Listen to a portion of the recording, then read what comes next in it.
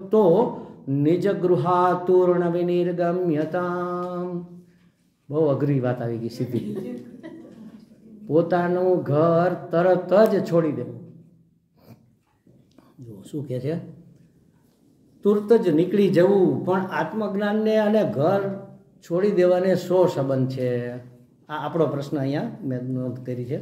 પણ આત્મજ્ઞાનને અને ઘરમાંથી નીકળી જવાને શો સંબંધ છે? ઘરમાં રહીને આત્મજ્ઞાન ન થાય? આપણા બધાનો પ્રશ્ન હોય. હજારો લોકોએ મને કીધું છે તમે સ્વામીજી સંન્યાસ કેમ લીધો? ઘેરે રહીને ન થાય? આ બધું થાય ને, શું કામ ન થાય? પણ એની અમુક શરત હોય કે પણ ઘેરે રહીને જો પેલા જનક રાજાએ રાજ્ય ચલાવતા ચલાવતા એ તો મહાપુરુષ થઈ ગયા. બીજો જનક પેદા થયો, એક જનક એક હતા, બીજા જનક થયા. અમારે એક મિત્ર હતા, મામલતદાર હતા, પછી એને નિવૃત્તિ લઈ લીધી. એ કે હું ગુરુમાં માનતો જ નથી. મેં કીધું ગુરુ વગર રમણ મહર્ષિને કેમ થઈ ગયું? મેં કે બીજા રમણ મહર્ષિ દેખાડો મને. અને રમણ મહર્ષિમાં જે અધિકારીત્વ હતું એ તમારામાં છે ખરું? આપણામાં એ છે? એ તો બધું કરીને આવેલા, ખાલી આટલા પૂરતું અટકેલું. 6-7 વર્ષ બાળ અવસ્થા ભોગવીને નીકળી ગયા તરત. અને એ જે બોલતા ને એ પેલા એક કવિ એની સામે બેસતા કે આ તો ફલાણા વેદમાં લખેલું છે, આ તો ફલાણા ઉપનિષદમાં. તો કે એ મને ખબર નથી. એ ઉપનિષદના વાક્યો બોલતા. એ ક્યાંથી આવ્યા? પૂર્વમાં કરેલું હતું એટલે આવ્યા. તો કે આ ઘરમાં રહીને ન થાય આ જ્ઞાન પ્રાપ્તિ? તો કે ના થાય. થાય, બરાબર છે. આત્મેચ્છાનો અંકુર ફૂટ્યો છે, એનું જતન કરવાનું છે, એનું રક્ષણ કરવાનું છે, એનું પોષણ કરવાનું છે, એનું સંવર્ધન કરવાનું છે. એ ફૂલે ફાલે વટવૃક્ષ બને એવી પરિસ્થિતિ પેદા કરવાની છે. ફૂલે એટલે એમાં ખુશ્બુ પણ ફેલાય અને એનું ફળ પ્રાપ્ત થાય. ઈશ્વર પરમાત્મા પ્રાપ્તિ એનું ફળ છે. તો એવા સંજોગો ઊભા કરવા માટે જે કરવું જોઈએ તે કરવાની અહીંયા સૂચના છે. ઘર છોડી દેવું એટલે ઘર છોડવું એ સ્થૂળ અર્થમાં નથી. ઘર છોડવું જરૂર પડે તો છોડવું. મને ઘણા કે તમે શું કામ સંન્યાસ લીધો? મેં મારે આની જરૂર હતી, હું બહુ નબળો માણસ છું, મારે આની આડસની જરૂર હતી એટલે મેં લીધો. ઘરે થતું જ હતું અને હું કરતો જ હતો, પણ ક્યારેક ક્યારેક લપસી જવાતું હતું. અને હવે કાંઈ પણ મન લપસે આપણને આ ન શોભે, આપણે સંન્યાસી છીએ, આપણને આ ન શોભે. કોઈનું દિલ દુભાવવાનું આપણને પૂછો કેટલો ત્રાસ સહન કર્યો એ ત્યાં પૂછો તો ખબર પડે. એ બધું ગયું આ આવ્યા પછી. એના વગર જાત ત્યાં સુધી અધિકાર ન જાય. ફરજ અને અધિકારી બે વસ્તુ તમને ઘરમાં રહ્યો ને ત્યાં સુધી છોડે જ નહીં. હું ઘરે નીચે સાધના કરતો હતો, બહુ અલિપ્ત પહેલાંથી નક્કી જ હતું કે અલિપ્ત જ રહેવું છે. આ તમને કામ આવે એટલા માટે કહું છું. તો મારી કોઈ જવાબદારી નહીં, મારી કોઈ ફરજ નહીં, મારો કોઈ અધિકારી નહીં. ખાલી હું મારી રીતે સવારે વહેલો 3:30 વાગે ઉઠીને મારી રીતે એક ચાવીથી ખોલી અને કોફી પીને પાછો નીચે આવી જાઉં મારી કુટિયામાં આખો દિવસ. હવે વેવાય આવે તો મારો દરવાજો ન ખખડાવે, હું મારું અધ્યયન કરતો હોય ગીતાજી જે કંઈ સ્વામીજીના પુસ્તકોને શ્રવણ એવું. એક દિવસ અમારા પુત્રવધુ છે ચેતના, એટલે મને કે દાદા તમે ફ્રી છો? સવારે 7 વાગે હું હજી વોકિંગ કરીને આવું, એટલે થોડી વાર દારે ઝૂલે બેસું અને ચા બનાવે વર્ષાબેન તો કોફી તો ફરી કોફી પીવું એમ. હા ફ્રી જ છું. કેમ? તો કે આજે આ છોકરાને મૂકી આવો ને મારે જરા મોડું થઈ ગયું સ્કૂલે જવામાં, એ પ્રિન્સિપાલ છે. મેં હા મૂકી આવું, ગાડી તો હતી જ એટલે ગાડી લઈને હું એને મૂકી આવ્યો. થોડાક દિવસ થયા પછી સ્કૂલેથી ફોન આવ્યો કે દાદા ફ્રી છો તમે? મેં કીધું હા. કેમ? તો કે આજે અમારે ટાઈમ નથી, છોકરાને તમે તેડી આવશો? મેં કીધું ના, નહીં તેડી આવું. એ કે તમે કામમાં છો? મેં નહીં, જરાય નહીં, એ તમારી જવાબદારી છે, તમે કરો. મેં જો હા પાડી હોત તો ત્રીજી વખત કહે કે દાદા રસ્તામાંથી દૂધ લેતા આવજો ને. રસ્તામાં આડું જ આવે છે તમે, અમારે ધક્કો નહીં. શાકભાજી થોડુંક, ટમેટા નથી, 500 ગ્રામ ટમેટા લેતા. ધીમે ધીમે ધીમે ધીમે પાછા લપસી જઈએ આપણે. અને જો હું ટમેટા લઈ હોય તો રીંગણા લઈ હોય તો હું પૂછું કેમ આજે પેલા રીંગણાનો ઓળો ન કર્યો? એ ધંધો જ નહીં કરવાનો.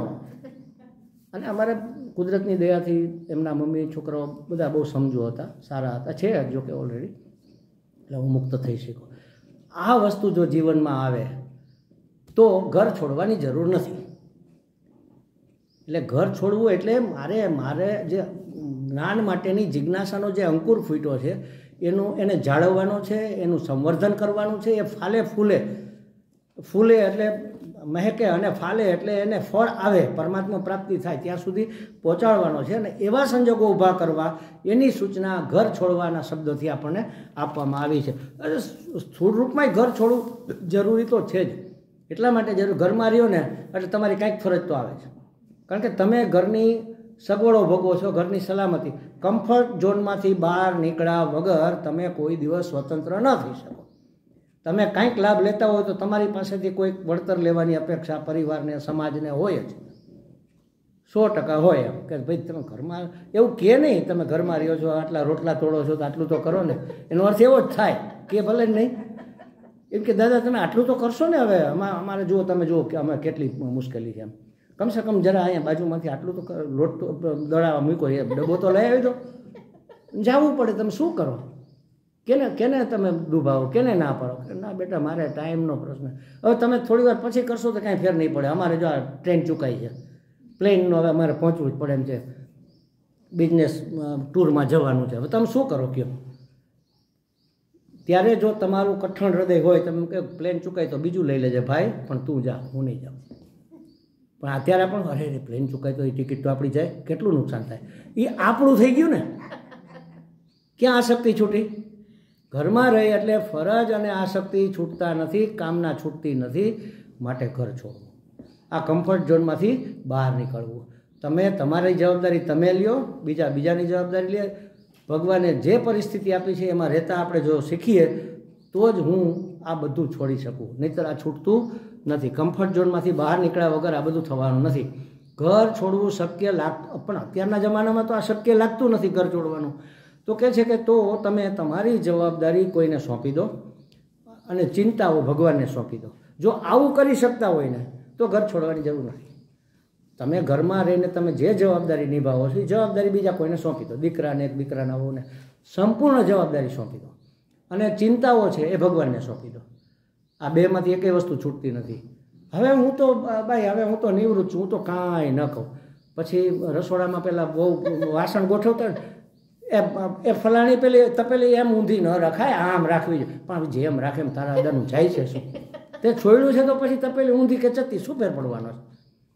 પણ નથી રહેવાતું આપણાથી, બોલ્યા વગર રહેવાય જ નહીં, કારણ કે એ હજી મારું છે, એમાં હજી મન ચોટેલું છે, પણ નુકસાન થઈ જશે. પણ તારા અદાનું શું જાય છે? તે જે કરવું તે કરી લીધું, હવે જેને જવાબદારી છે એ કરશે. નથી છૂટતું ભાઈ. તમે એક વ્રત લ્યો, ખાસ તો બહેનો, ખાસ કરીને બહેનો જ છે એટલે કહું કે આજે 1 અઠવાડિયું હવે હું કોઈ જાતની સૂચના નહીં આપું ઘરમાં, કોઈ જાતની સૂચના કે કોઈ જાતનો પેલો શું કહેવાય વાંધો ઓચકો નહીં પાડું. 1 અઠવાડિયું ખાલી તમે જુઓ, એવી અંદર પીડા થાય, રેવાય નહીં. અરે અરે અરે ઘીના ઘડા ઊંધા વળી જતા હોય ને તોય નહીં બોલું. કરો અખતરો તમે, અહીંયા જ કરો ને 2 દિવસ. નથી થતું જ નથી, બોલ્યા વગર રહેવાતું જ નથી. વ્યવસ્થા કરવાની જવાબદારી બીજાની, આપણે મંડીએ કરવા, આમ કરો આમ કરો. અરે પણ એ કોક કરે છે ને એને તો કરવા દે તું. નથી થતું, આ છૂટતું નથી. એટલા માટે કમ્ફર્ટ ઝોનમાંથી બહાર નીકળવું જરૂરી છે. કારણ કે ભગવાન છે ને બહુ ઈર્ષાળુ, કે મારા સિવાય બીજા કોઈને તું જરા કંઈ પ્રેમ કરીશ ને તો આપણે કીટા, આપણે નહીં રમતા. માત્ર ને માત્ર મારું જ વરણ કર તો હું મારી જાતને તારી સામે ખુલ્લી કરું. એક પુરુષ એક સ્ત્રીને પરણીને આવે પછી એ એમની જ પત્ની હોય અને પેલો એમનો જ પતિ હોય, માટે પેલી સ્ત્રી એની સામે અનાવૃત થાય છે, ખુલ્લી થાય છે. એના વગર તો આમ છેડોય ખસે નહીં. તમને ખબર છે, જ્યાં સુધી સામે તમે પૂરેપૂરું સમર્પણ ન જુઓ ત્યાં સુધી ખસે. હવે અહીંયા સામાન્ય વ્યવહાર સત્તામાં આ નથી થતું તો પેલો કરવા દે. પરમાત્મા મારું વરણ કરો તો હું મારી જાત ખુલ્લી કરું કે હું કોણ છું, કેવો છું, ક્યાં છું અને કેવી રીતે પ્રાપ્ત થાઉં. એટલે આ બધું છોડ્યા વગર આપણે એને એનો વિકલ્પ ઓપ્શનમાં રાખી ન શકીએ કે નવરા હોય ત્યારે આ કરશું, પછી તારું ભજન કરશું તો કે કઈ રાખ. એમાં ખોટું નથી, થોડું ધીમે ધીમે ચોખ્ખું થશે, ટીપે ટીપે સરોવર ભરાશે, પણ તાત્કાલિક જોઈએ છે એ પ્રાપ્ત નથી થવાનું. તો કહે છે કે માલિકી ભાવના અને આસક્તિ, મમતા અને કામના મહદ અંશે એમાંથી જો તમે મુક્ત થઈ શકતા હો તો ઘરમાં રહીને પણ થઈ શકાય. માલિકી છોડી શકાય, ચિંતાઓ છોડી શકાય ભગવાન ઉપર, અને જવાબદારીઓ કોઈને સોંપી શકાય તો ઘરમાં રહીને આ બધું થાય. એટલે આપણું શાસ્ત્ર કે આવો જે જ્ઞાની છે જેણે ઘરમાં રહેવા છતાં પણ માની લો ઘરનો ત્યાગ કર્યો અથવા ઘરનો વાસ્તવમાં ત્યાગ કર્યો, આસક્તિઓ છોડી, અહમતા મમતા કામના મૂકી, એવો એક જ્ઞાની એના આખા કુળને પવિત્ર કરે. એક આપણા શાસ્ત્રમાં જેવું કે જેને સચ્ચિદાનંદ સ્વરૂપમાં પોતાના મનને લીન કર્યું છે એનું કુળ પવિત્ર થઈ ગયું, એની જનની કૃતાર્થ થઈ ગઈ. અરે એને હિસાબે આખી પૃથ્વી પવિત્ર પુણ્યવતી થઈ ગઈ. નરસિંહ મહેતાએ કીધું કુળ 71 તાયરા રે. અને અમારે આપણા શાસ્ત્રમાં પુરાણોમાં લખેલું છે, અમે જ્યારે સંન્યાસ લઈને ત્યારે અમારી પાસે અમારું પોતાનું પિંડદાન કરાવે. માતૃપક્ષની 7 પેઢી અને પિતૃપક્ષની 7 પેઢી એનું પણ પિંડદાન કરાવે, થઈ ગયેલું હોય તો ફરીથી કરાવે. એટલે હાથને હાથ 14 ને 1 પોતાનું, આ 15 પેઢીનો ઉદ્ધાર થાય. એમ કહે છે કે જ્ઞાની જે પુરુષ હોય ને એના કુળમાં કોઈ અજ્ઞાની ન જન્મે. અજ્ઞાની એટલે જેને જ્ઞાન માટે રુચિ ન હોય એવો માણસ ન જન્મે. એમ કેવડી મોટી વાતથી તમે વિચાર કરો. તો એક જગ્યાએ એવું કે ત્રિભુવનને તારે છે, જ્ઞાની પુરુષ ત્રિભુવનને તારે. ત્રિભુવન એટલે આ પૃથ્વીલોક, ઉર્ધ્વલોક અને પવિત્ર. ત્રિભુવનને પવિત્ર કરે છે. જ્ઞાનનું આટલું મહત્ત્વ છે. પણ આ મહત્ત્વ સમજાય તો આ બધું છૂટે. અત્યારે હાથમાં રંગીન ટુકડા લઈને આપણે ફરીએ કાચના, એ ક્યારે છોડીએ? જ્યારે સાચા હીરાની ઓળખ થાય ત્યારે આપણે એને ફેંકીએ અને પહેલાં સાચા હીરાને લઈએ. પણ જ્યાં સુધી ઓળખ જ ના હોય ત્યાં સુધી પેલો ખેડૂત ગોફાણમાં ચડાવીને જેમ પંખી ઉડાડતો હતો એમ કાંકરા ઉડાડી નાખીએ. આ અમૂલ્ય જીવન છે, કાંકરાની જેમ વેડફી નાખીએ છીએ. એક ક્ષણ આપણી જાય છે, એક ક્ષણ તમે વિચાર કરો. દિવસની તો વાત જ નથી. 1 મિનિટ પણ જો તમારી ગઈ, મહત્વ વિનષ્ટિ, મોટામાં મોટો વિનાશ, મોટામાં મોટું નુકસાન છે. ખાલી 10 મિનિટ આપણે પ્રમાદમાં કાઢીને તો મોટામાં મોટું. એ 10 મિનિટ કરોડો રૂપિયા દેતા પાછી નથી આવતી. પેલો સિકંદર આખી દુનિયા જીતીને છેલ્લે બીમાર પડ્યો ને ત્યારે એના વૈદોને, ડૉક્ટરને કીધું કે મને ખાલી 1 દિવસ જીવાડી દો, તમે જે માગો મારું બધું લઈ લો. એ કે મારા 1 દિવસ, હું 1 મિનિટે અમારા હાથમાં નથી. હવે 1 મિનિટ એને પોતાની તમામ સંપત્તિના બદલામાં નહોતી મળી, આપણને મળવાની છે. જે આ અમૂલ્ય તક આવી છે, ખરેખર એક મહાત્મા કહેતા એમ કામ કાઢી લ્યો. પછી આ મોકો ક્યારે આવશે કાંઈ ખબર નથી. આપણે રામના વખતમાં હતા, કૃષ્ણના વખતમાં હતા, ન હોત તો અત્યારે હોત જ નહીં ને. તો મુક્ત થઈ ગયા હોત. જો એ વખતે સમજી ગયા હોત તો મુક્ત થઈ ગયા હોત. આ તો ધીમે ધીમે ટીપે ટીપે સરોવર ભરાણું, આના તરફની રુચિ થઈ એટલે આપણે અત્યારે અહીંયા બેઠા છીએ. તો હવે તો છલાંગ મારી જ દેવી જોઈએ.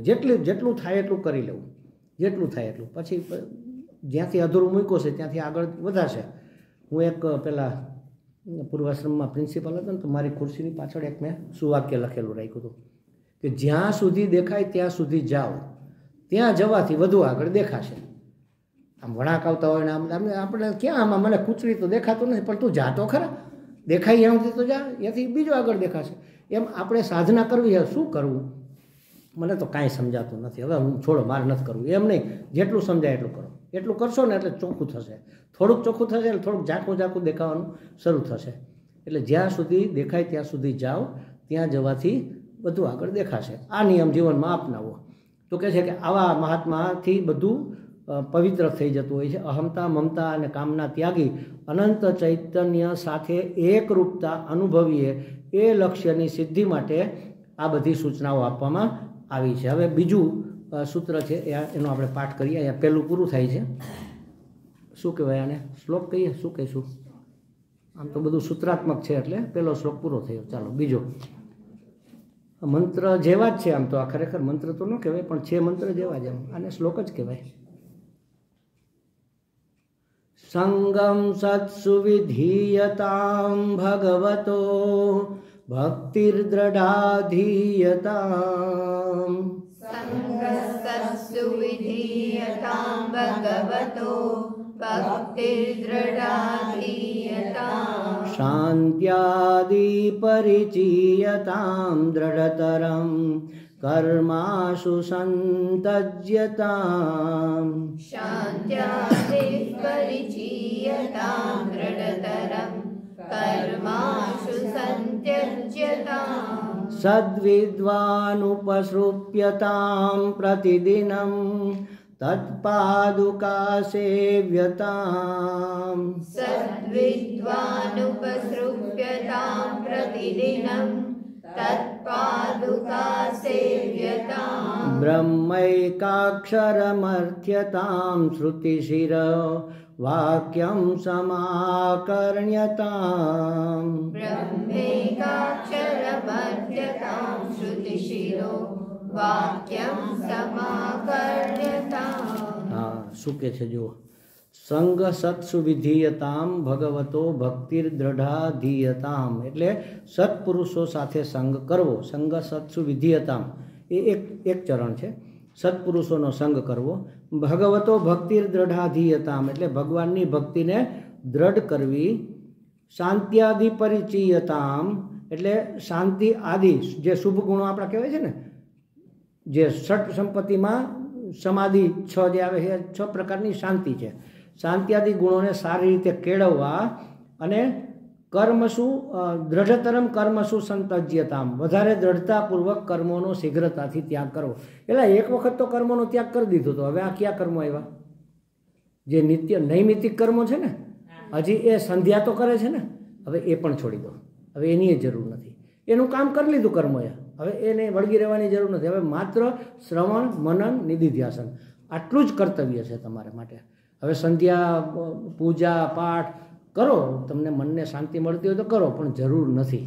હવે એની જરૂર નથી. માત્ર શામ આ જ્ઞાન છે ને એ પણ પૂજા છે, જ્ઞાન છે એ પણ તપ છે, જ્ઞાનમય તપ કહેવાય છે. આ અત્યારે તમે જે કરો છો જ્ઞાનમય તપ, આ કલાક 2-2 કલાક બેસી રહેવું, આ સાંભળતા સાંભળતા એક ધારું, આ કાંઈ નાનું સૂનું તપ છે ભલા માણસ? આ જ્ઞાનમય તપ છે. રાફડો માથે જામી ગયો હોય એવી દશા થઈ જાય. તો આ જ વસ્તુ છે, રાફડો જામી જાય એના કરતાં આ અઘરું તપ છે. તો કે શીઘ્રતાથી સારી રીતે બધા કર્મોનો દ્રઢતાપૂર્વક ત્યાગ કરો. સદવિદ્યાનુપસૃપ્યતામ પ્રતિદિનમ તત્પાદુકા સેવ્યતામ. સદવિદ્વાન એટલે શ્રોત્રિય બ્રહ્મનિષ્ઠ મહાપુરુષ, સદવિદ્વાન એટલે એના શરણે જવું અને તત્પાદુકા સેવ્યતામ પ્રતિદિનમ, દરરોજ પ્રતિદિન તેની પાદુકાઓનું સેવન કરવું. સેવનમ સેવા, એની સેવા કરવી. સેવા એટલે સેવન, એની સેવા કરવી. અને બ્રહ્મૈકાક્ષરમ અર્થ્યતામ શ્રુતિશિરો વાક્યમ સમાકરણ્યતામ. એક અને અક્ષર એવા બ્રહ્મના, એક અક્ષર બ્રહ્મના ઉપદેશની પ્રાર્થના કરવી. કેની પાસે ગયા છીએ આપણે? શ્રોત્રિય બ્રહ્મનિષ્ઠ સદગુરુ પાસે જવું એમ કીધું ને, એની પાસે જઈને આ બ્રહ્મનો ઉપદેશ આપો એવી પ્રાર્થના કરવી. અને ઉપનિષદના મહાવાક્યોનું તેમની પાસેથી સાવધાનીપૂર્વક શ્રવણ કરવું. વાક્યમ સમાકરણ્યતામ, સમ્યક રીતે, કરણ્યતા માટે સાંભળવું, કાનનો ઉપયોગ કરવો. એમ કાનથી સાંભળીએ એટલે કરણ્યતા. સારી રીતે મહાવાક્યનો ઉપદેશ સાંભળવો. બ્રહ્મવાક્ય કયો અથવા ઉપદેશ વાક્ય કયો, શ્રુતિ વાક્ય, શ્રુતિશિરો વાક્ય એટલે બ્રહ્મવાક્ય, એનો સાંભળવો. એક ચરણ લઈએ આપણે, એકાદું લેવાશે આજે કદાચ. સંગ સત્સુ વિધેયતામ, સત્પુરુષોનો સંગ કરવો. હા, સત્પુરુષોનો સંગ કરવો, એની હારે કુસંગનો ત્યાગ કરવો. 2 વસ્તુ આવી જાય. એક કીડી બીજી કીડીને મળે છે તો પેલીને કહે, અરે બેન તું તો આમ એકદમ રૂષ્ટપુષ્ટ પાડા જેવી થઈ ગઈ, આવું બધું તને શું ખાવા મળ્યું? એ કે તમને ખબર નથી, અત્યારે અહીંયા ઉપર સ્વામીજી આવ્યા છે ને, હા, તો એ ચાનો કપ અહીંયા મંગાવે છે. એ ચા ઢોરાણી હોય ને તો હું તો ચા એની પીવું છું ને તો મજા આવી જાય છે. હજી પડી તાર પીવી છે તો હાલ, તારું શરીર થઈ જાય. ચોખ્ખા દૂધની ચા એમ, અને એ સવારમાં બધો મસાલો નાખીને અવની બેને બનાવી, તું જો તું. એટલે કે સારું ચાલો તો હું આવું. એ ગઈ, એ પણ અહીંયા ચાના ટીપા પડેલા હતા એમાં ચોંટી ગઈ. ઓલી કીડી જતી રહી તો ધરાઈ ગઈ હતી એટલે બઈ ગઈ. થોડાક દિવસ પછી પાછી મળી તો એવી ને એવી ભૂખ લકડી. લે બેન તને તો કાંઈ લોહી ચડ્યું જ નહીં, કેમ? તો કે પણ મને તો કાંઈ એમાં ચાનો સ્વાદ આવતો નથી, હું ખાઉં છું પીવું છું તમે કીધું એટલે, પણ મને એમાં કોઈ જાતનો સ્વાદ નથી આવતો. તો કે તને કંઈક તકલીફ હશે, હાલ ડૉક્ટર પાસે. તો મકોડાભાઈ ડૉક્ટર હતા, એની પાસે લઈ ગયા. કીડી બિચારી કીડીની એટલે એ મકોડા પાસે લઈ ગયા કે ભાઈ જુઓ તો આને કંઈ મોઢે દાઢે લાગતું નથી. તો કે તમે કંઈક સારું ખાવ. અરે કે સારું જ ખાવું, ઓલા સ્વામીજીની ચોખ્ખા દૂધની ચા પીવું છું અત્યારે તો, પણ શરીર વધતું જ નથી. આ કરો, સૌથી પહેલાં મોઢું ખોલાય ને તો અંદર મીઠાનો ગાંગડો હતો. તો કે આ શું છે? તો કે કદાચ ક્યાંક ખાવાનું ન મળે તો કામ લાગે ને એટલે મીઠું રાખ્યું. હવે મીઠું મોઢામાં હોય તો ચાનો સ્વાદ આવે? એમ જ્યાં સુધી આ સંસારના વિષયોને પકડીને રહીએ ત્યાં સુધી પરમાત્માનો સ્વાદ આવે? કોઈ દી ન આવે. એટલે સત્પુરુષોનો સંગ કરવો એટલે દુષ્ટ પુરુષોનો સંગ ત્યાગવો. પેલી મીઠાની ગાંગડી પણ કાઢી નાખવી, ભેગું સમજી લેવાનું. એટલે સત્સંગ કરવો અને કુસંગને છોડવો, એ 2 વસ્તુનો સમાવેશ થઈ જાય એમાં. રાગ જવો, સંસાર પ્રત્યેનો રાગ જાય અને પરમાત્મામાં અનુરાગ થાય, એને વૈરાગ્ય થયો કહેવાય. ખાલી આનો રાગ નીકળી ગયો એટલે વૈરાગ્ય નથી, પણ પરમાત્મામાં રાગ થવો જોઈએ. એ રાગને અનુસરીને જે થાય એનું નામ અનુરાગ. રાગ જેવો જ હોય પણ એ પરમાત્મા માટે હોય. પ્રેમ હંમેશા પરમાત્મા માટે હોય. સંસાર માટે તો આસક્તિ હોય, ભલે આપણે એને પ્રેમનું નામ આપીએ કે મને મારા બાળકો બહુ પ્રિય છે, હું એને બહુ પ્રેમ કરું છું, પણ એ આસક્તિ હોય. સંસારની તમામ પ્રેમ, તમામ સંબંધો માત્ર ને માત્ર મોહ છે, માત્ર આસક્તિ છે. કારણ કે એમાં કંઈક ને કંઈક અપેક્ષા રહેલી હોય. સૌથી પવિત્રમાં પવિત્ર ગણાતો હોય તો માનવ પ્રેમ, એમાં ઓછામાં નહીવત અપેક્ષા હોય. એમ એટલી માત્ર હોય કે ભાઈ મારા ગટપણની લાકડી થશે. પણ માની લો કે એ ગટપણની લાકડી ન થાય તોય માં એને પ્રેમ કરવાનું છોડે નહીં, એટલે એ પવિત્ર પ્રેમ કહેવાય. હવે ઉઠિયાણ પાકે અને ઉલટાનો એની માને જ મારે તોય માં એના દીકરાને તો વાલ જ કરે. માં તે માં, બીજા વગડા ના વાય. એટલે એનો પ્રેમ એક. અને બીજો આ સંસારમાં ગુરુનો પ્રેમ, એ પણ નિસ્વાર્થ હોય. એ તો પોતે મુક્ત છે, બધું છોડીને આવ્યા, તમારી પાસે હું કાઢ લેવાનું છું. આપણા માતાજી હવે આખો પરિવાર ડૉક્ટર, પોતે ડૉક્ટરના લેવલનું ભણેલા, લેબોરેટરીનું બધું, એ બધું છોડીને અહીંયા આવ્યા. આપણી પાસે શું એને અપેક્ષા હોય? શું નહોતું તો હવે એ લેવા માટે અહીંયા આવ્યા છે. એટલે સમજાણું આ વસ્તુ શું છે એમ આપણા દરેક મહાત્માઓને. તો કહેવાનો અર્થ એ છે કે સંસારનો રાગ જાય એટલું પૂરતું નથી. એ રાગને અનુસરીને ઈશ્વરમાં અનુરાગ થાય ત્યારે વૈરાગ્ય થયો કહેવાય, ત્યારે સમજણ આવી કહેવાય. આપણને રાગ તો છોડવાનો પ્રયત્ન કરીએ છીએ, પણ અનુરાગ પ્રાપ્ત કરવાનો પ્રયત્ન નથી કરતા. કાં અનુરાગ પ્રાપ્ત કરવાનો પ્રયત્ન કરીએ પણ પેલો મીઠાનો ગાંગડો છોડતા નથી. મૂળ તો તકલીફ છે. દરરોજ સવારમાં આપણે પૂજા કરીએ, ભગવાનનું નામ આખો દિવસ લઈએ. બેન તમે વિષ્ણુ સહસ્ત્રનામ કરી લીધા? મેં તો કરી લીધા. પણ ઓલો મીઠાનો ગાંગડો તો હજી મોઢામાં જ છે. એ કરતી વખતે યાદ આવે છોકરાઓ શું કરતા હશે, ખ્યાલ આવ્યો? એટલે અસર નથી થતી એમ નથી કહેતો, અસર 100% થાય. સાચે ખોટે ગમે એ રીતે કરો, ઊંધું ચતું ગમે એવું બીજ પડે તો એ ઉગે તો ખરું છે. એમ તુલસીદાસજીએ કહી ગયા છે કે ઊંધું પડે કે ચતું પડે પણ એ બીજ ખોટો તો કાઢે છે. પણ થોડીક વાર લાગે. ઊંધું પડ્યું હોય તો એને ઉગતા થોડી વાર લાગે. સવડું હોય તો એને ઝડપથી બહાર. ઊંધું પડ્યું તેને આખી આમ જમીનને તોડીને આમ ધીમે ધીમે જોર કરીને નીકળવું પડે. એટલે જો આસક્તિ મનમાં રહી ગઈ હોય ને તો પરમાત્માનો અનુરાગ જલ્દી ન થાય. આપણે કરવો છે પણ પેલી આસક્તિ છોડવી નથી એટલે જલ્દી નથી થતો. જો આસક્તિ છૂટી ગઈ હોય ને તો ઓલો ધડદેન થઈ જાય, તરત થઈ જાય. જે છે જ્યાં છે જેવું છે મારા વાલાએ લીધેલો વેશ, એ શું કામે અયોગ્ય હોય? બસ આટલું થઈ જવું જોઈએ તો બધું છૂટી જાય. એટલે આ છોડવાના અને પકડવાનો બેયનો રસ્તો આ એક જ છે પાછો. તો કે વિષયો અને વિષય મનુષ્યનો સંગ કરવાથી આ બધી જ વસ્તુઓ મારા જીવનમાં જ્ઞાન સાધનામાં બાધારૂપ બનતી હોય છે. એટલા માટે એવી ભોગ વાસનાઓને ઉત્તેજે એવી ચર્ચા કે એવી પ્રવૃત્તિ કે એવા વ્યક્તિઓથી હંમેશા દૂર રહેવું. સંતોના સંગમાં શું કામ રહેવું? કારણ કે સંતો જ્ઞાન, વૈરાગ્ય અને ભક્તિની અભિવ્યક્તિ એના જીવનમાં આપણને જોવા મળે. સંતોના કર્મો હંમેશા શાસ્ત્રને અનુસાર જ હોય. એ કોઈ દી શાસ્ત્રથી વિરુદ્ધ કર્મો ન હોય. એ પ્રભુને સમર્પિત હોય, પરમાત્માને સમર્પિત હોય. એ બધું જ એના જીવન વ્યવહારમાંથી પ્રગટ થતું હોય. એટલે આપણને એના સંગમાં રહેવાથી પ્રેરણા મળે કે જુઓ આ મહાત્મા કેવા ખુશ છે, એમ લંગોટી પહેરીને પણ કેવા ખુશ છે, એમ એની પાસે કંઈ નથી તો એમ, અને કેવું ઉદારતાથી બધું જીવન જીવે છે, એમ કેવું પ્રસન્નતાથી જીવન જીવે છે. તો એનામાંથી આપણને એ પ્રેરણા મળે એમ એવું કરવાની. અને આપણને એમાંથી પ્રેરણા મળે તો સંતો હંમેશા ઈશ્વરની વિભૂતિઓનું દર્શન કરતા હોય. એ બધે જ ભગવાનની વિભૂતિ જોતા હોય. એની સાથે રહીએ તો આપણને પણ એવી ટેવ પડે કે બધામાં ભગવાનના વિભૂતિના દર્શન કરીએ. સારું માઠું આપણી સામે જે કોઈ આવે, સજ્જન દુર્જન જે કોઈ આવે, જુઓ વ્યવહાર સત્તાની વસ્તુ જુદી છે, તમે સમજો, અને પરમાર્થ સત્તાની વસ્તુ જુદી છે. અમારા માળી છે ને એ ઘણી વખત પહેલાં એવું કહેતા, હવે તો કદાચ નથી કહેતા. એ માણસ જ છે ને, એમાંય ભગવાન તો છે જ ને. ભલા માણસ કોઈ દુષ્ટ હોય કે કોઈ બીજી જાતિના હોય ને, મને મુસ્લિમ છે કે આથી જ આપણા હિન્દુ ધર્મ વિરોધી હોય, એના વિશેની હું કંઈક વાત કરતો ને તો એમાંય ભગવાન તો છે જ ને. એ વાત સાચી છે પણ વ્યવહારિક નથી. એ વાત 100% સાચી છે પણ એ વ્યવહારિક નથી. સમજો, તમે એ લેવલે પહોંચી ગયા છો, તમને બધામાં ભગવાન દેખાય છે? તમારી વહુમાં, પુત્ર વધુમાં, પાડોશીમાં તમને કોઈ દુઃખી કરે એમાં, તમને કૂતરું કરડે તો એમાં ભગવાન દેખાય? તો દંડો લઈને કેમ મારવા દોડીએ છીએ આપણે? એમાંય ભગવાન દેખાવો છે કે ચાલો હશે મારા પ્રારબ્ધ હોય. એટલે ભગવાન કૂતરા રૂપે આવીને મને હેંડી હાલી ઠાકુર આવ્યા, જન નરભાના વસ્ત્ર લીધા. લોક કહે છે કોળીવાલા. નરભેરામ કરીને હતા ને, એ હાલીને ડાકોરજીના દર્શન કરવા જતા હતા. તો રસ્તામાં જંગલ આવે અને બીજું એક આમ ફરીને રસ્તો જાય, આખો સંઘ હતો, બધા ફરીને જતા હતા. અને કે તમે આવો અમારી હારે, આમ રોડના રસ્તે જંગલમાંથી ના જાઓ, એમાં લૂંટારાઓ લૂંટી લેશે. પણ એ કે મારે જલ્દી પહોંચાય ને. પણ જલ્દી પહોંચીને તમે લૂંટાઈ જશો. એ કે ના ના નહીં વાંધો આવે. એ તો જંગલમાં ગયા તો ઓલા હવે લૂંટી લીધા. લૂંટી તો લીધા, કપડાં કાઢી લીધા. ત્યાં એવું હતું વચ્ચે એ બાજુ નર્મદા પરિક્રમામાં એવું એક જંગલ આવે, એમાં કપડાં કાઢી લે, તમને કોથરો આપે, આ વીંટી લ્યો જાઓ. છણીઓ આપે નાનું એવું, તમારી મર્યાદા જળવાય એટલા પૂરતું, બાકી લૂંટી લે. તો ઓલા આમ ફરીને આવ્યા ને તો આ દર્શન કરીને બહાર નીકળતા હતા. તો કે જો અમે નથી કહેતા લૂંટી લેશે એમ. એટલે ભગવાનને એ કહે છે, ઓલા બધાએ કીધું ને જો અમે નહોતા કહેતા તમને લૂંટી લેશે, લૂંટી લીધા ને, એટલે ભગવાનને કહે ઠાકોરજીને કે હેંડી હાલી ઠાકોર આવ્યા. સામે હાલીને ઠાકોરજી આ લૂંટારાનું રૂપ લઈને મારી પાસે વસ્ત્રો લેવા આવ્યા, મારે આપવાય ન પડ્યા, એના હાથથી કાઢી લીધા. કેવડી કૃપા કરી. અને લોકો એને કોળી એટલે એને લૂંટારા કહે છે. લોકો ક્યાંય એને દેખાય છે કે આ કોણ છે એમ.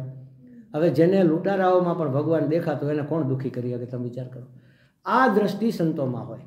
એ સંતો બધી જ જગ્યાએ, બધામાં, બધી વસ્તુ, વ્યક્તિ, પરિસ્થિતિ, પદાર્થ બધામાં ભગવાનની વિભૂતિ જોતા હોય કે આ રૂપે ભગવાન વ્યક્ત થયો છે.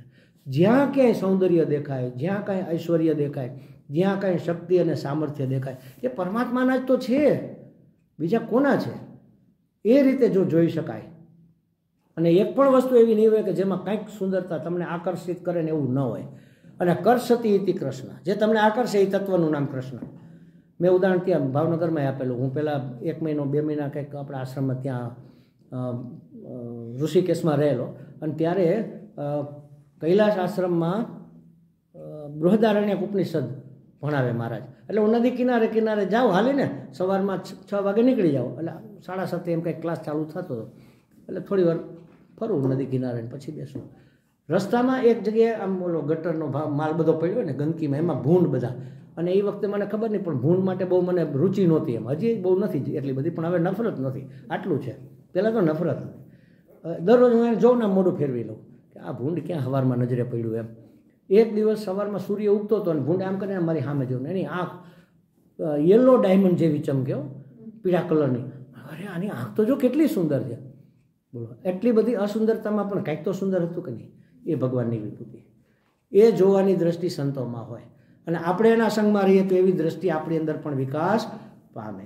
અને સંતોની અંદર આ બધા ગુણ હોય, ઘણા બધા ગુણો હોય. સત્ય, અહિંસા, ચોરી ન કરવી, વણજોતું, એ ગુણ હંમેશા એને આ સંગમાં રહેવાથી ધીમે ધીમે ધીમે આપણી અંદર પણ આવે. આપણે કહીએ જેવો સંગ એવો રંગ. સંતોના સંગમાં રહેવાથી એના જેવું બનવાની આપણી ઈચ્છા થાય. એ સત્યનું આચરણ કરતા હોય તો આપણે ધીમે ધીમે ધીમે એમ થાય કે આપણે મહાત્માના આશ્રમમાં છે ને આપણે કંઈ ખોટું ન કરાય, અહીંયા આશ્રમમાં ખોટું ન કરાય. થઈ જાય છે કે નથી થઈ જતું? તરત થઈ જાય ને. ભલે પાડોશી બેન હોય, એનું રાતે ઠંડી લાગતી હોય, એનું ઓઢવાનું આપણે સરકાવી લઈએ તો ચાલે, એને ક્યાં ખબર પડવાની છે? એવું આપણે આશ્રમમાં ન કરી શકીએ ને. કોઈની જાનમાં ગયા હોય તો કરી લે, તો કરી લે, ખેંચી લે. એટલે કહેવાનું સંતોના સંગમાંથી એના ગુણ પણ આપણી અંદર આવે. ધીમે ધીમે ધીમે એના વિચારો, સત્ય, અહિંસા વગેરે મૂલ્યો પણ આપણા જીવનમાં, એ મૂલ્યોનું મૂલ્ય આપણને સમજાય કે ના આ બહુ અગત્યના છે, આ બધી વસ્તુઓ બહુ અગત્યની છે. આપણા સ્વામીજી તો સૌથી વધારે ભાર મૂલ્યોમાં આપે કે શું કરવું સ્વામી? તો કે મૂલ્યોનું આચરણ કરો. બસ સૌથી પહેલું મૂલ્યોને પકડો. એ કરશો ને તમારું અહીંયા ચોખ્ખું થશે. અને અહીંયા ચોખ્ખું થશે ને તો જિજ્ઞાસા જાગશે. સૌથી મોટામાં મોટો પ્રતિબંધ આ છે કે હું મૂલ્યોનું આચરણ નથી કરી શકતો. આપણા જે 20 મૂલ્યો છે એને જ જ્ઞાન કીધું છે ગીતાજીમાં. 13મા અધ્યાયમાં છે ને, 8મા અધ્યાયમાં 13મા અધ્યાયમાં જે 20 મૂલ્યો આપેલા છે, અમાનિત્વમ દંભિત્વમ કરીને શરૂ થાય છે 2 કે 3 શ્લોકમાં. એ 20 મૂલ્યો જો જીવનમાં જેટલા વધુ આવશે ને એટલા પરમાત્માની નજીક પહોંચીશું. આ સહેલામાં સહેલો ને સરળમાં સરળ રસ્તો. પરમાત્માની નજીક તો પહોંચીશું, પણ અહીંયા બહુ મોટી શાંતિ થઈ જશે. હા, નિરાશ થઈ ગઈ, બધો ઉત્પાદ સમી જશે. યાર આ 20 મૂલ્યો જીવનમાં આવી જશે ને, બધો ઉત્પાદ સમી જશે. મેક્સિમમ ભલે 100% ન હોય, જેટલા આવે એટલે. અમાનિત્વ, અદંભિત્વ, કોઈ જાતનો દંભ જીવનમાં નથી. જેવા છીએ અંદર બહાર એકરૂપ. અમાનિત્વ, વધારાના માનની કોઈની અપેક્ષા જ નહીં કે ભાઈ હું કોણ, મને આવી રીતે આમ કરે ભલા માણસ, મને ધક્કો મારે તો મારે લાગી ગયો હશે. એ માણસ થોડો એવો છે, એને ઘણી વખત મને પડતાય બચાવ્યો છે, તો આજે શું કામ ધક્કો મારે? તો આ બધા ગુણો જો મારા જીવનમાં આવે, ક્યારે આવે? આ સંતોના સંગથી એની મેળાએ આવે, વગર કઈરે આવે. એટલે સંતોનો સંગ પણ કરવો, તો આપણને મૂલ્યોનું મૂલ્ય સમજાય અને આપણી દ્રષ્ટિ બદલાય. ધીમે ધીમે કામિની, કંચન અને કીર્તિનો મોહ પણ ધીમે ધીમે છૂટતો જાય. એટલે લોકેશણા, વિત્તેષણા એ બધું નિવૃત્ત થતી જાય અને સંસારની આસક્તિ છૂટે અને ઈશ્વર પ્રત્યેનો અનુરાગ વધતો જાય. આવો સંગ કરવાથી શું થાય? એક ભજગોવિંદમમાં એક બહુ સરસ પંક્તિ મને બહુ જ ગમતી, બધાએ આ હું તો લખીને મારા ટેબલ ઉપર રાખું છું, દરેકે રાખવા જેવી. સત્સંગત્વે નિસંગત્વમ, તમે સાંભળેલી હશે. સત્સંગત્વે નિસંગત્વમ, નિસંગત્વે નિર્મોહિત્વમ, નિર્મોહિત્વે નિશ્ચલ તત્વમ, નિશ્ચલ તત્વે જીવન મુક્તિ. આ ભજગોવિંદમમાં 9મો શ્લોક છે. જીવન મુક્તિનો કેટલો સરળ ઉપાય બતાવી દીધો બોલો. સત્સંગ અને એક મહાત્માએ કીધું કે મેં શાસ્ત્રમાં વાંચેલું છે, આપણા જેટલા પ્રવાહ છે, માની લો કે જપ છે, ધ્યાન છે, શ્રવણ છે, મનન છે, જે કંઈ આપણે કરતા હોઈએ, જે કંઈ સાધના આપણી તપ, તિતિક્ષા, જે કંઈ કરતા, માનો કે એક પછી એક આપણાથી છૂટતું જાય, બધું છૂટી જાય. ભગવાન કે તું બધું છૂટી જાય ને તો વાંધો નથી, એક સત્સંગ છોડતો નહીં. સત્સંગનું આટલું ઊંચું મૂલ્ય છે, ભાગવતજીમાં કીધું છે આટલું ઊંચું. સત્સંગ હશે ને તો બાકીનું બધું એને મળે પાછું આવશે. બધું છૂટતું હોય તો છોડો. એટલે એનો અર્થ શું કે સત્સંગના ભોગે બીજું કશું જ નહીં. સ્વામીજી આજ હું ક્લાસમાં નહીં, કેમ આજે મારા જપ પૂરા નથી અને હું બેસીને જપ કરીશ, ન કરવા જોઈએ. સત્સંગને પહેલું મહત્વ, જપને બીજું. સત્સંગને પહેલું મહત્વ, તપને બીજું. સત્સંગને પહેલું મહત્વ, મૌનને બીજું. બીજા બધા જ સાધનો સત્સંગ પછી આવે. સત્સંગત્વે નિસંગત, એનાથી નિસંગત્વ આવે, નિસંગત્વ, આ આખો ક્રમ છે. જીવન મુક્તિ સુધી આપણને આ સત્સંગ પહોંચાડે. એટલે સત્સંગ કરવો, સત્સંગ સંગ સત સુવિધીયતામ, મહાપુરુષોનો સંગ કરવો એટલે કહે છે કે સંગ સુધારવો અને સત્સંગ વધારવો. સંગ સુધારવો એટલે કુસંગ છોડવો. જેનો સંગ હોય આપણે જોવું કે આ કરવા જેવો છે કે નહીં, એમાં સુધારો કરવો. ન યોગ્ય લાગે એને છોડવું. ઘણા વર્ષો પહેલાં એક ઘટના બનેલી તમને કહું. હું ત્યારે પ્રિન્સિપલ હતો અને અમારે વર્ષાબેનનો મોટો દીકરો 6ઠું 7મું ભણતો હશે, પણ કેટલી કાળજી માવતરે રાખવી જોઈએ એનું તમને ઉદાહરણ.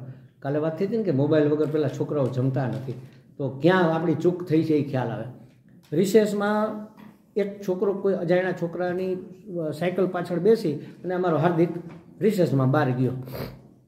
મેં જોયું કે આ છોકરો તો નવો છે, આ કોણ? એના દરેક મિત્રોને આપણે ઓળખતા હોવા જોઈએ, એના પરિવારને ઓળખતા હોવા જોઈએ, એના સંસ્કારની આપણને ખબર હોવી જોઈએ, કારણ કે એ બધા આમાં આવવાના છે. એટલે મેં તરત મારા નાનો ભાઈ ત્યાં હતો, એ બધાને ઓળખે. મેં કીધું આ ઓલો છોકરો હાર્દિક જેની પાછળ બેસીને ગયો કોણ હતો?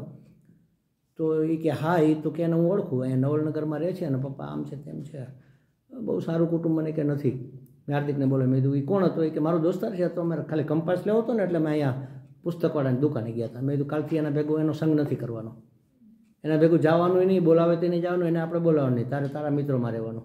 કેમ? મેં કીધું એ નહીં પૂછવાનું, કહો એમ કરો. કારણ કે ખબર હતી કે એ છોકરો સારો હતો, એના પરિવારના ફાધરને એ લોકોના સંસ્કાર બહુ સારા નહોતા. કાલે ઉઠીને ગાળો બોલતા શીખે ને, શું કરે બીજું? એટલે સંગ સુધારવો અને સત્સંગ વધારવો, આ જીવનમાં, પરમાર્થ જીવનમાં આગળ વધવાનો આ નિયમ છે. આના વિશેની બીજી થોડી વાતો છે પછી આપણે લઈશું. ઓમ પૂર્ણમદઃ પૂર્ણમિદં પૂર્ણાત પૂર્ણમુદચ્યતે પૂર્ણસ્ય પૂર્ણમાદાય પૂર્ણમેવાવશિષ્યતે. ઓમ શાંતિ શાંતિ શાંતિ. હરિ ઓમ. શ્રી ગુરુભ્યો નમઃ. હરિ ઓમ.